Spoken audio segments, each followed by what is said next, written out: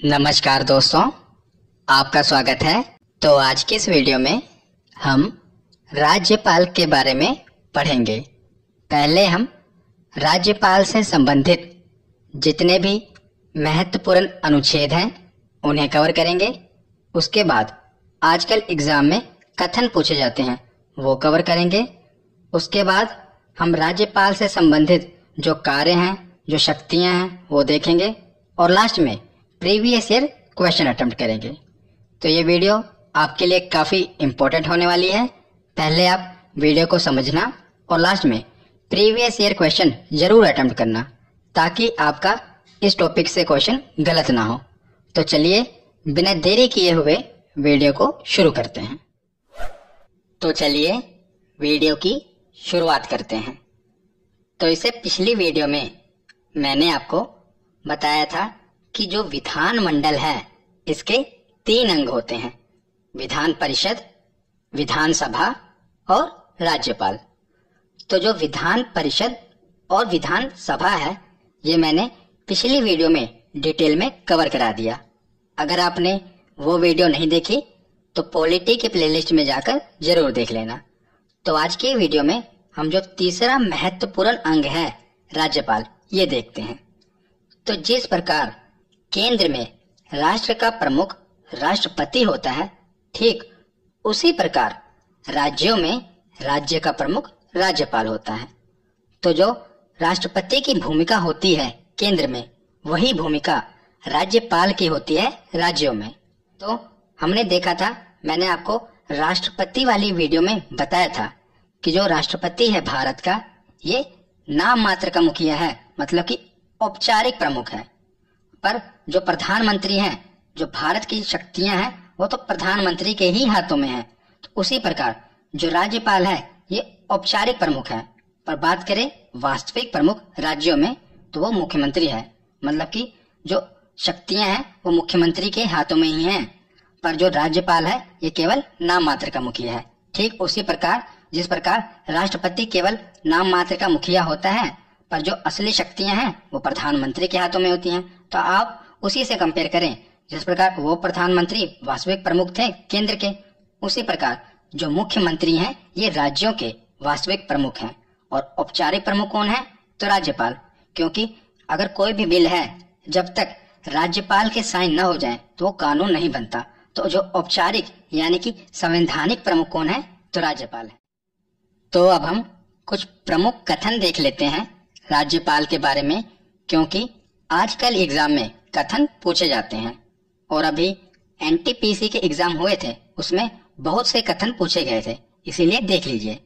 तो पहला कथन है जो कि सरोजिनी नायडू का है। सरोजिनी नायडू कौन थी? तो ये भारत की पहली महिला राज्यपाल थी, याद रखिएगा, सरोजिनी नायडू।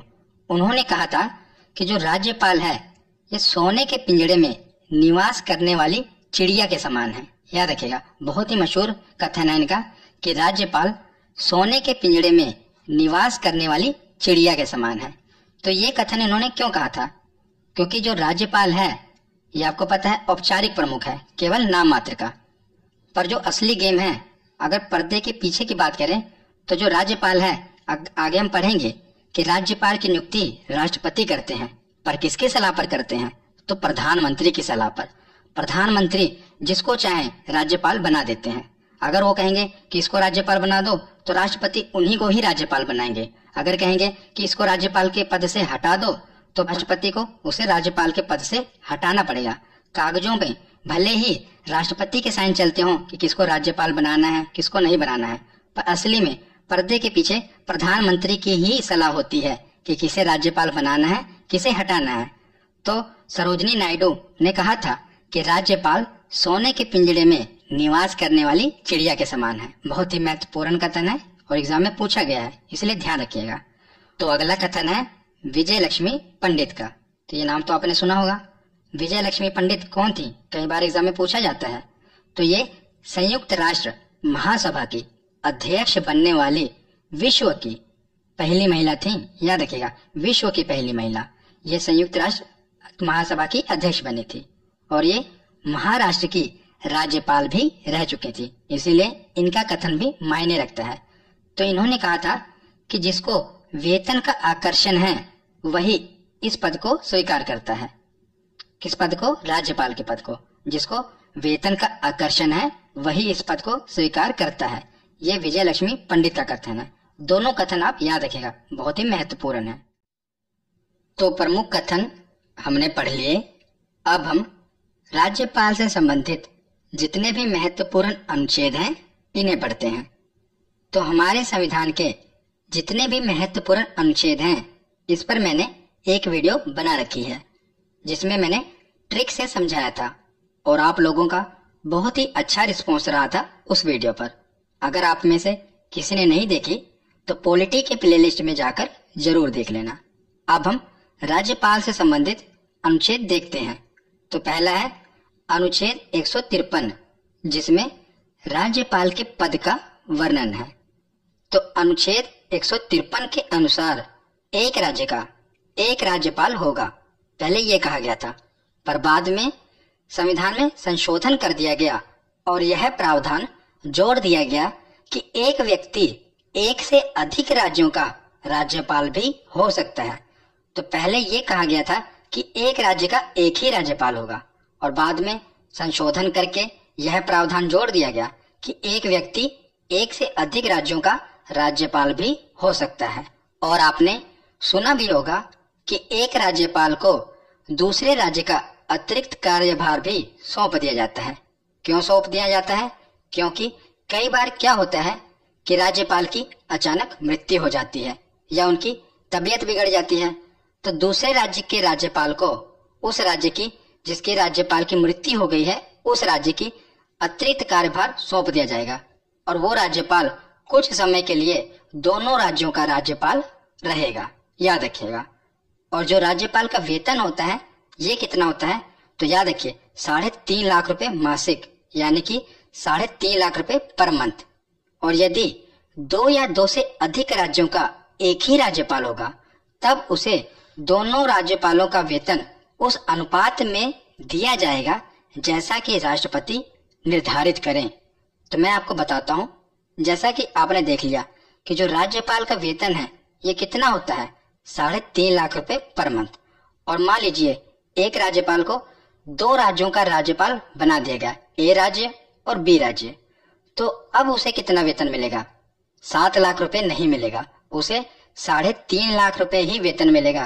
पर अब इन दोनों राज्यों को, मतलब कि ये दोनों राज्य मिलाकर उसे 3.5 लाख रुपए देंगे, दोनों बांट लेंगे। और किस अनुपात में ये राशि प्रदान करेंगे? तो जितना राष्ट्रपति निर्धारित करें। अगर राष्ट्रपति कहें कि जो ए राज्य है आधा पैसा ए राज्य देगा और आधा पैसा बी राज्य देगा, तो इनको आधा आधा पैसा देना पड़ेगा। कई बार क्या होता है कि कोई राज्य छोटा है, मान लीजिए जैसे हरियाणा है और राजस्थान है।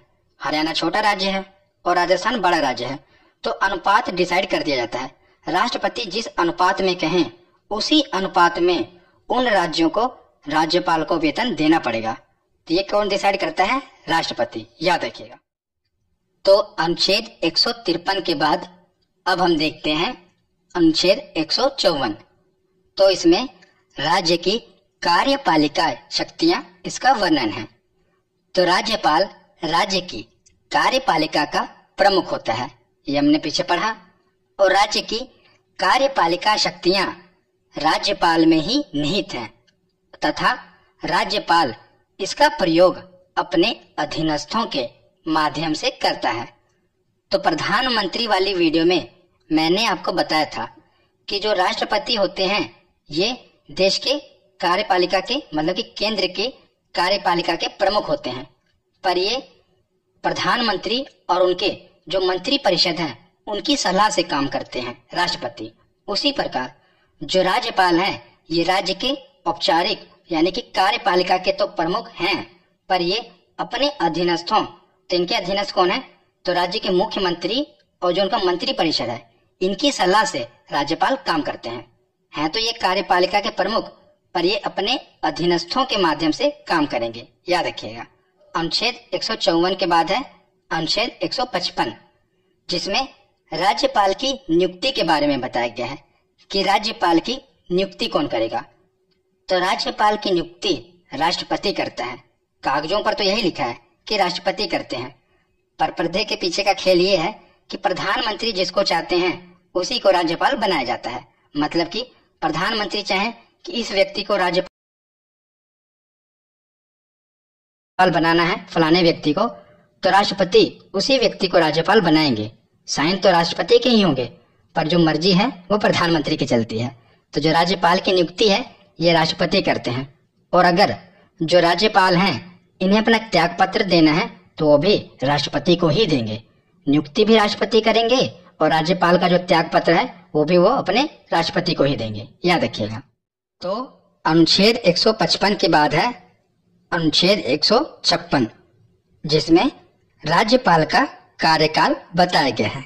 तो सामान्यतः राज्यपाल की नियुक्ति राष्ट्रपति द्वारा 5 वर्षों की अवधि के लिए की जाती है, परंतु यह राष्ट्रपति के प्रसाद पर्यंत पद धारण करता है। प्रसाद पर्यंत मतलब during the pleasure of the president. अगर आपको आसान भाषा में बताऊं तो प्रसाद पर्यंत का मतलब है इच्छा अनुसार। तो राष्ट्रपति की इच्छा अनुसार तक ही जो राज्यपाल है ये अपने पद पर बना रह सकता है। मतलब कि राष्ट्रपति इन्हें 5 वर्षों से पहले भी अपने पद से हटा सकते हैं।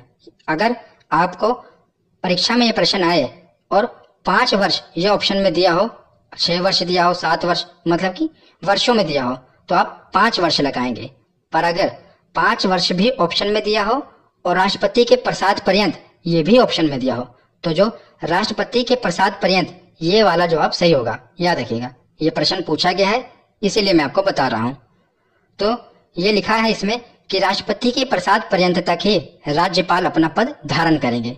पर अगर मैं आपको पीछे का खेल बताऊं तो आपको पता ही होगा कि प्रधानमंत्री जिसे चाहते हैं उसे राज्यपाल बनाया जाता है और जब तक चाहते हैं तब तक ही वो अपने पद पर रह सकता है। जब प्रधानमंत्री चाहें कि इन्हें अपने पद से हटा दिया जाए राज्यपाल को या किसी और राज्य में ट्रांसफर कर दिया जाए तो वो राष्ट्रपति को जाकर कह देंगे और राष्ट्रपति सीधा साइन कर देंगे और राज्यपाल को हटा दिया जाएगा। तो आगे है अनुच्छेद 157।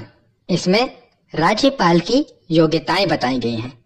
पहली योग्यता होनी चाहिए कि वह भारत का नागरिक हो, ये तो हर जगह सेम है।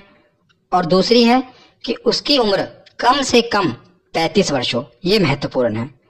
और राष्ट्रपति के केस में भी सेम था, उनकी भी आयु कम से कम 35 वर्ष होनी चाहिए। तो मैंने आपको बताया ना कि राष्ट्रपति और राज्यपाल ये सेम ही है। जो भूमिका राष्ट्रपति की केंद्र के प्रति है वही राज्यपाल की राज्यों के प्रति है। तो इनकी उम्र भी 35 वर्ष होनी चाहिए। तो अगला अनुच्छेद है अनुच्छेद 158। इसमें राज्यपाल के पद की कुछ शर्तें बताई गई हैं। पहली शर्त है कि संसद या विधानमंडल का सदस्य नहीं होना चाहिए राज्यपाल को। संसद यानी कि लोकसभा और राज्यसभा, इनके भी सदस्य नहीं होने चाहिए। और विधानमंडल यानी कि विधानसभा और विधान परिषद, इनके भी सदस्य राज्यपाल नहीं होने चाहिए जब वो राज्यपाल बने। इससे पहले अगर वो सदस्य हैं किसी भी एक सदन का तो उन्हें इस्तीफा देना पड़ेगा, उसके बाद ही वो राज्यपाल बन सकते हैं। और आगे है कि किसी भी प्रकार के लाभ के पद पर नहीं होने चाहिए। ये भी हर जगह योग्यता सेम ही होती है। लाभ का पद यानी कि सरकारी नौकरी नहीं होनी चाहिए। तो ये कुछ योग्यताएं थी और कुछ शर्तें थी। और सामान्यतः देखा जाए तो जिस राज्य का राज्यपाल होते हैं, मतलब कि जहाँ के वो निवासी होते हैं, वहाँ के वो राज्यपाल नहीं बनाए जाते, ये भी याद रखिएगा। तो हमने राज्यपाल का पद देख लिया, उनकी योग्यताएं देख ली, उनको नियुक्ति कौन करता है ये देख लिया। अब हम देखते हैं कि उनको शपथ कौन दिलाता है। हमने ये पीछे पढ़ा कि जो राष्ट्रपति हैं वो उनकी नियुक्ति कर देते हैं, वो बता देंगे कि हाँ भाई इस व्यक्ति को राज्यपाल बना दिया जाए, पर उनको शपथ राष्ट्रपति नहीं दिलाते हैं, ये याद रखिएगा। तो कौन दिलाता है शपथ? तो किसी भी राज्य के राज्यपाल को शपथ उन राज्य के उच्च न्यायालय यानी कि हाई कोर्ट के मुख्य न्यायाधीश दिलाते हैं। मान लीजिए उत्तर प्रदेश के राज्यपाल नियुक्त किए गए तो उत्तर प्रदेश के हाई कोर्ट के मुख्य न्यायाधीश उन्हें शपथ दिलाएंगे। और अगर मुख्य न्यायाधीश अनुपस्थित हैं, किसी भी वजह से वो उपस्थित नहीं है, तो इस परिस्थिति में मुख्य न्यायाधीश के बाद जो सबसे वरिष्ठ यानी कि जो सबसे सीनियर उच्च पद पर आसीन न्यायाधीश हैं, सबसे सीनियर जो जज हैं हाई कोर्ट के, वो राज्यपाल को शपथ दिलाएंगे। तो ये कुछ महत्वपूर्ण अनुच्छेद थे जो हमने राज्यपाल के बारे में पढ़े। अब हम राज्यपाल के कार्य और शक्तियां ये पढ़ते हैं। तो अब हम राज्यपाल की शक्तियां तथा कार्य पढ़ते हैं। बहुत ही महत्वपूर्ण है, ये सीधा ही एग्जाम में पूछ ले जाते हैं, इसीलिए ध्यान से सुनिएगा। तो पहले हम देखते हैं कार्यपालिका संबंधी शक्तियां। तो पहला पॉइंट है कि राज्यपाल विधानसभा के बहुमत दल के नेता को मुख्यमंत्री तथा मुख्यमंत्री की सलाह से उसकी मंत्री परिषद यानी कि मंत्रियों के सदस्यों को नियुक्त करता है तथा उन्हें पद एवं गोपनीयता की शपथ दिलाता है। जिस प्रकार हमने पढ़ा था कि जो राष्ट्रपति हैं ये लोकसभा के बहुमत दल के नेता को, जो कि प्रधानमंत्री होते हैं, उन्हें नियुक्त करते हैं और फिर प्रधानमंत्री के कहने पर मंत्री परिषद की नियुक्ति करते हैं। उसी प्रकार जो राज्यपाल है ये विधानसभा के बहुमत दल के नेता को मुख्यमंत्री नियुक्त करेंगे, फिर मुख्यमंत्री उनको सलाह देंगे कि इनको मंत्री बना दिया जाए, तो फिर मुख्यमंत्री की सलाह पर मंत्री परिषद के सदस्यों की नियुक्ति करेंगे। ये राज्यपाल का काम है। तो अगला पॉइंट है कि राज्य के समस्त कार्यपालिका कार्य राज्यपाल के नाम से ही किए जाते हैं।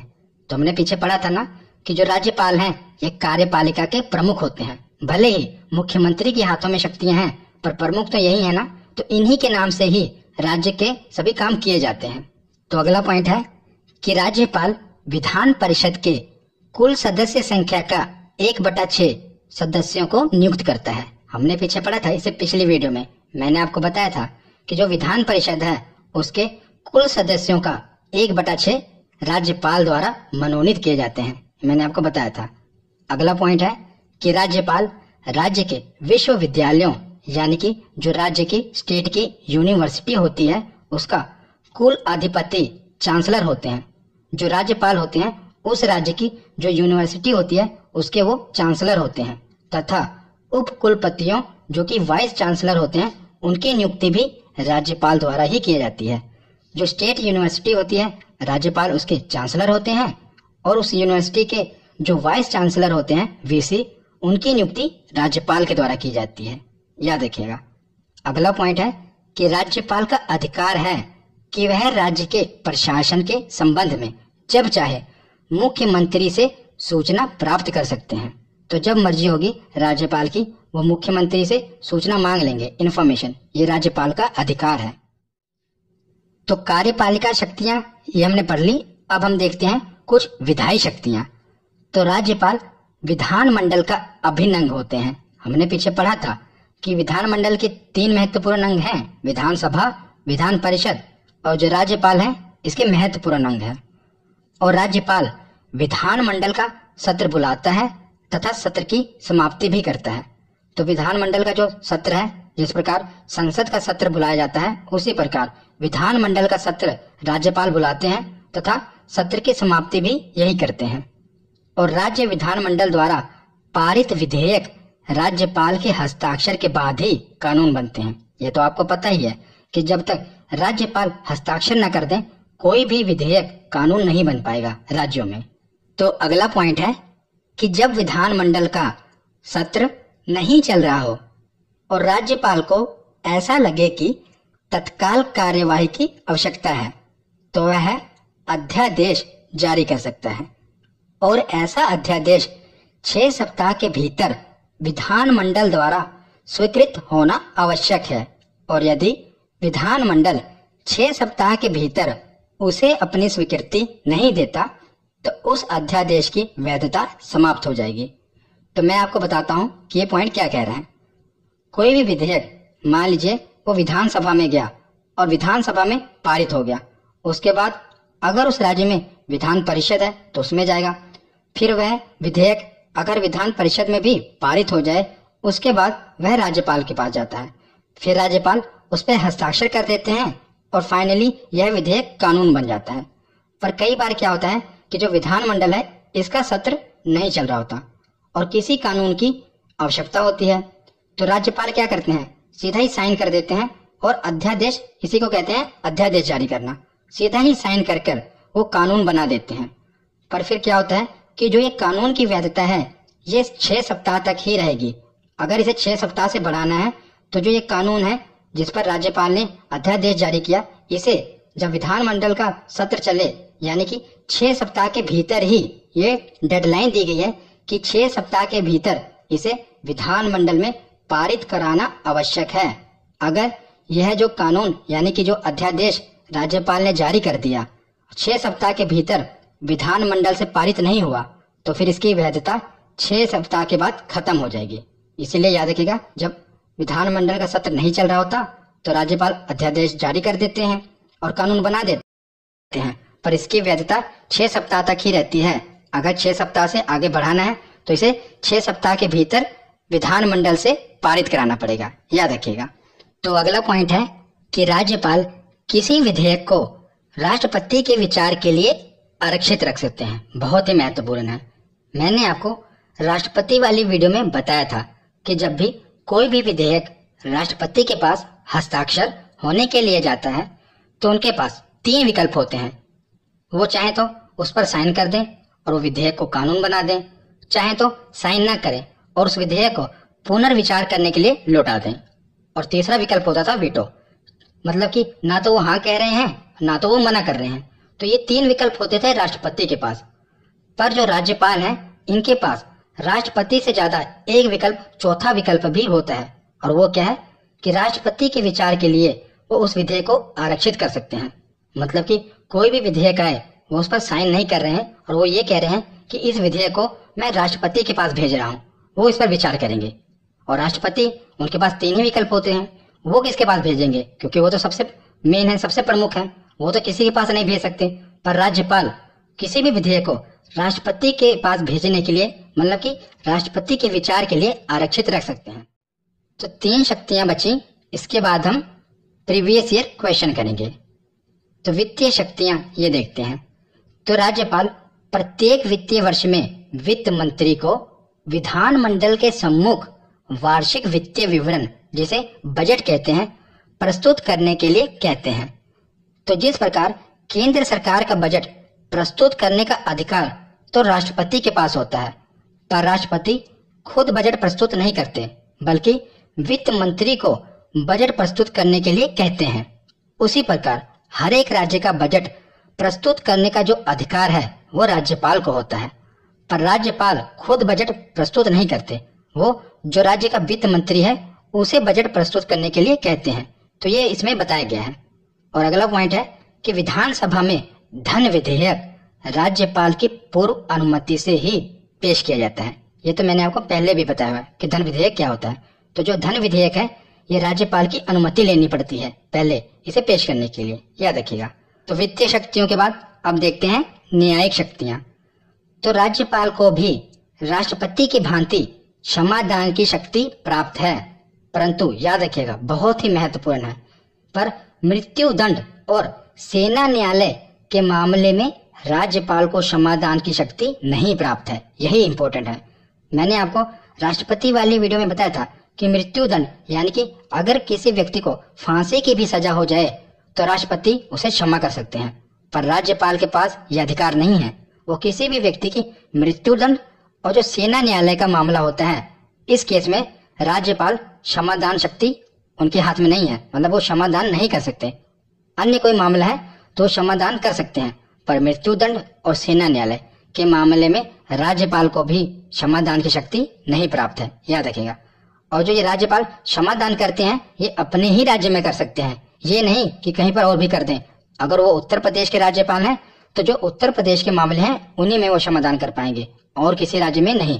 पर राष्ट्रपति जो होते हैं वो पूरे भारत के होते हैं, तो वो कहीं पर भी कोई भी मामला हो वो क्षमादान की शक्ति उनके हाथों में है और वो फांसी की सजा भी माफ कर सकते हैं। तो न्यायिक शक्तियों के बाद अब हम देखते हैं आपात शक्तियां। तो राज्यपाल को जब लगे कि ऐसी परिस्थितियां उत्पन्न हो गई हैं जिनमें राज्य का शासन संविधान के उपबंधों, संविधान के हिसाब से नहीं चलाया जा सकता, तो वह राष्ट्रपति को राज्य में अनुच्छेद 356 के तहत राष्ट्रपति शासन लगाने की सलाह दे सकते हैं।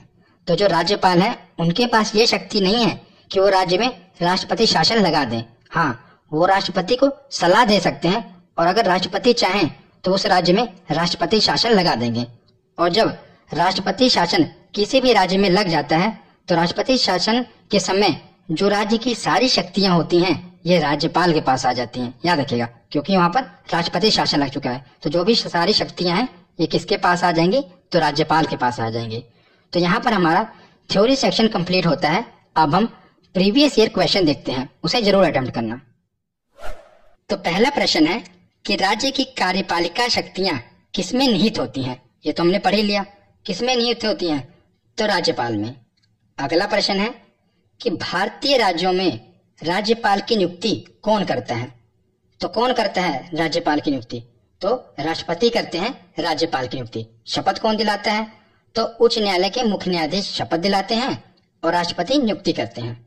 और राज्यपाल अपना त्यागपत्र किसे देता है, तो मैंने आपको बताया था कि राष्ट्रपति ही नियुक्ति कराते हैं और राज्यपाल राष्ट्रपति को ही अपना त्यागपत्र देते हैं।